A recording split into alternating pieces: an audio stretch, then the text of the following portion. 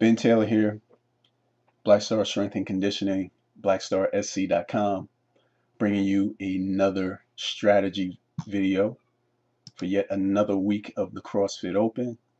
We got 15.4 this week. The announcement video last night, or video session, was with Scott Panchik and Josh Bridges. They both went at it up there in the Northeast region. I forget the name of the affiliate they were at, but as usual, great production by HQ. So the workout is an 8-minute AMRAP of a couplet of handstand push-ups and cleans. All right. First things first. First time we're ever seeing handstand push-ups in an open workout. I think we've all speculated that this was going to happen. I don't think it's much of a surprise. And I actually think a lot of people are welcoming this movement. You've wanted to see it. It's been a CrossFit staple in the regional and the games for a while. And I think it's appropriate for the Open, particularly since we have a scale division. And if you really can't get these movements, there are always the push-ups, right? So, and it'd still be a great workout. So we have an 8-minute AMRAP, handstand push-ups and cleans. The rep scheme is kind of funky. It's not even really worth going into. Just kind of check it out online. The male weight is 185. The women's weight is 125. It's another point that this is the heaviest clean we've ever seen in the Open. So people who are looking for tougher workouts should actually be pretty happy. But first things first, if you're looking at this workout and you're trying to decide whether you need to concentrate on handstand push-ups or the cleans or what's going to be the limiting factor, I think it's pretty clear to most people that handstand push-ups are where your money is made. Okay, and I just want to go through a few points, few things I think are important about the handstand push-ups. Sorry. First things first, and I'll get into this a little bit, sort of a rant, but just give HQ what it's asking for and don't give any more than that, right? And I'll explain that in a minute. Let's go through these really quick. You want to make sure your measurements are right? You want to have a decent setup. You want to be in a tripod setup with your hands equal distance apart and your head and those 3 points making a tripod. You want to throw that head through. You want to kip. We'll get into that. You want to have a good foot position. Again, we'll get into that. And you want to, go slow through this workout and have short rests. Now we'll get to all those points specifically. The first thing I want to get to is what I mean by give what is asked for. Okay, so actually let's go back a slide. I'm gonna head too far. So right here on the right hand side, you see Brooke Ent's I think that's how you pronounce her name, but she's demonstrating sort of the measurement. You want a line that's 3 inches below your wrist level. You want to go up to the wall, touch your toes to the wall, have your feet under your hips, and just extend your hands, thumbs touching, above your head. And that's what I want to key in on, the extension above your head, right? Now, I'm all for sticking to the rules and trying to be true to those rules and what they mean and good judging. And I think we all know that in the Open, there's a lot of room for, play with that, right?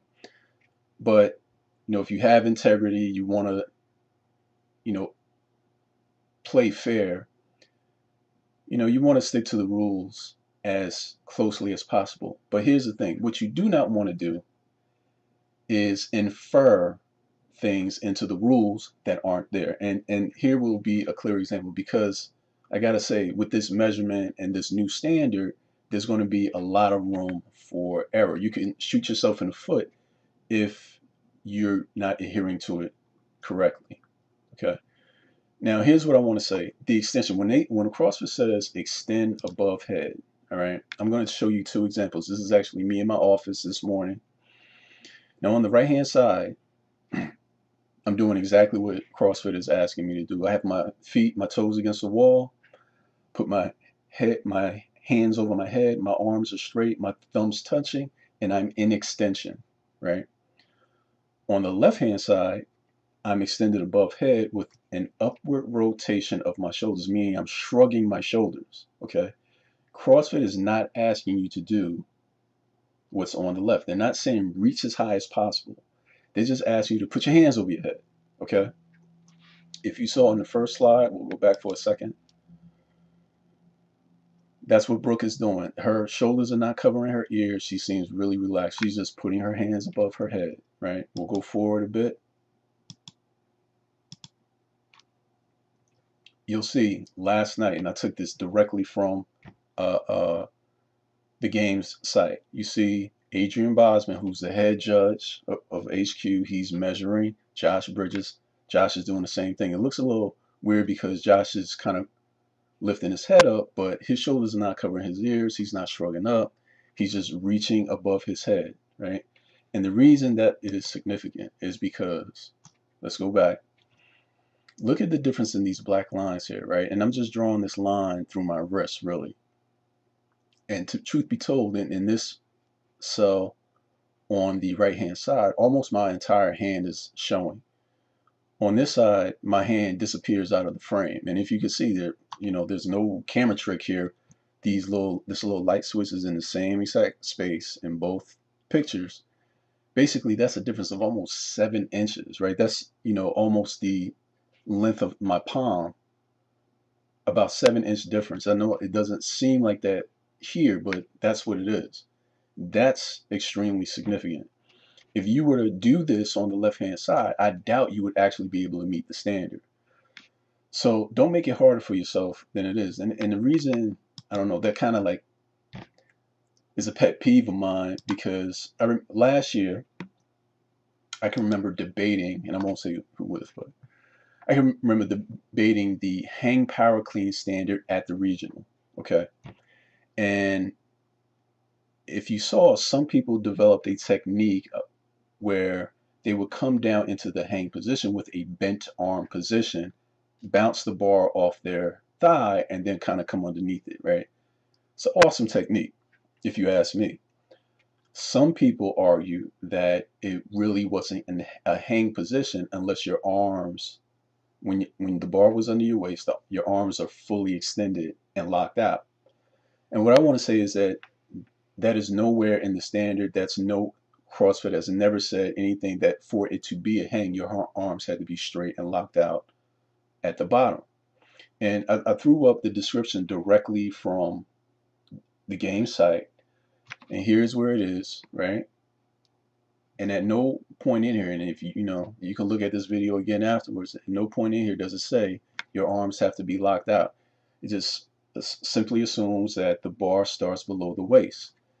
And that's on the right here, took definition directly from CrossFit.com. If you look at the FAQs, they'll have exercises, explanations, and things like this. There's a link right down here if you want to check it out. If you go through this, nothing says that your arms have to be straight and locked out while the bar is underneath your waist. That was an inference that some people who I talked to last year put in, and really they put an undue pressure on the athletes they were coaching, where there was a perfectly fine technique, this thing that people had discovered that, oh, I can go with the bent arm, kind of bounces off my legs and makes the rep easier. Once again, don't give CrossFit more than it's asking for. All right, so enough there. So we went kind of with the measure right, and you want to set up in the tripod. And I kind of just drew this diagram on the right-hand side here. Is sort of an estimate of where you want to put your head in relation to the wall. The one thing you'll find is that to meet this standard, you're probably going to have to be closer to the wall than you're typically used to, okay? And what we found is that if this is the wall here, represented by this line, and those are your feet, I know you got to excuse the graph a little bit, but if those are your feet and your toes, if you mark right behind your feet, that's probably where your head is going to sit, okay? And then your hands on outside of where your feet would have been, because your feet would have been hip width apart, and you want your hands at least shoulder width apart. And they'll probably be narrower than they've been in the past, right? So your head and your hands creates this nice little tripod. So that's just giving you a clue about where I think is the ideal place for you to be able to get a good rep, okay? Not necessarily to execute the movement to your advantage, but it's to be able to get that heel over that line, right? Let's go to the next one. Now here we have actually Lauren Brooks on the left-hand side, and here's another thing. The theme here is trying to get those heels over that line that you'll measure out, right? As you fatigue, you're gonna sag. You're gonna get harder.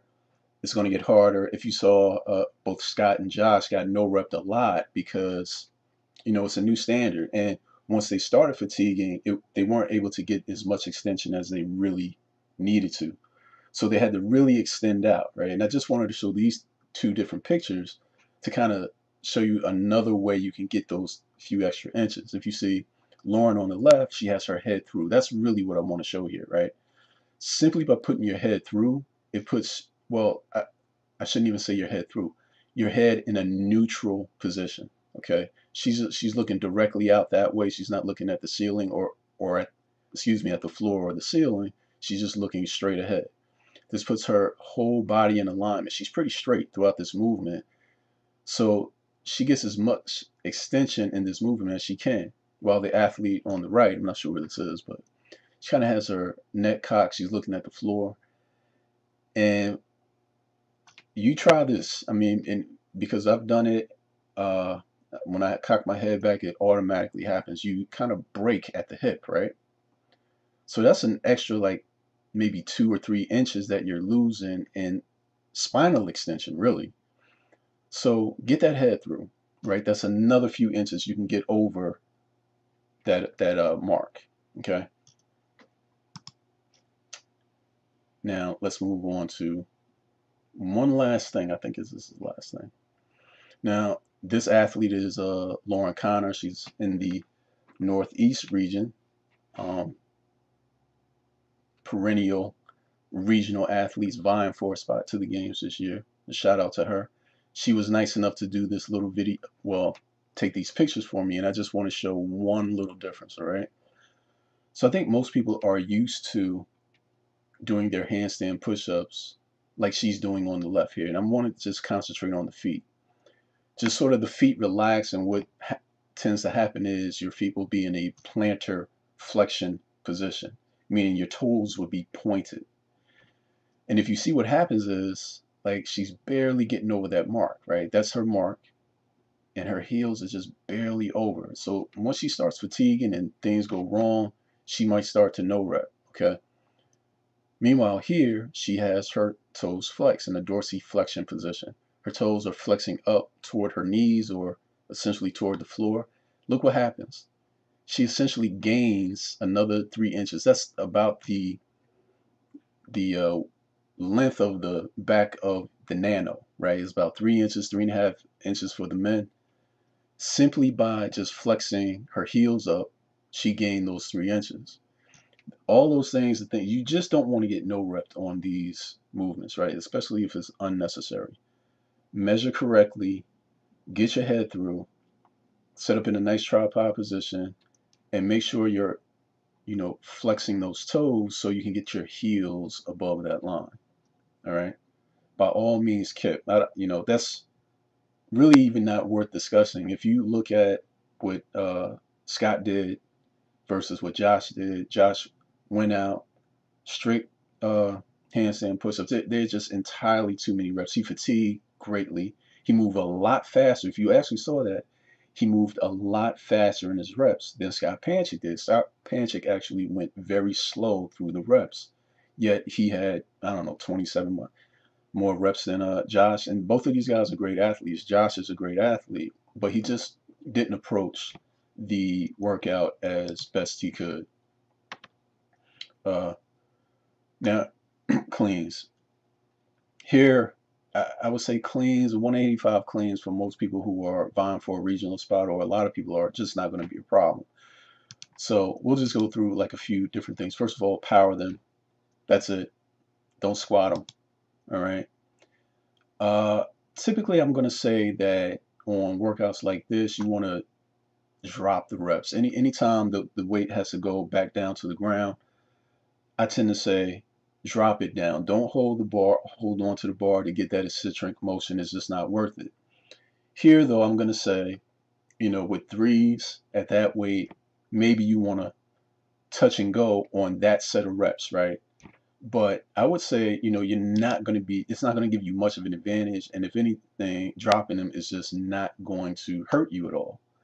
However, once you move past the threes, and I think it's next to sixes, you definitely want to drop, right? Because if you do hold on, that will hurt you, all right? And don't rest the bar on your shoulders, just kind of flash the elbows, touch your shoulders, drop it back down, make sure you're getting your full hip extension. And then something that I like to tell my athletes is you don't want to do the whole very strict Olympic lifting style of beginning in a starting foot position and then into a landing position. You actually want to start in landing position so you don't have to do a lot of moving around with your feet. And I'm just going to run this video, so you can see. I actually did this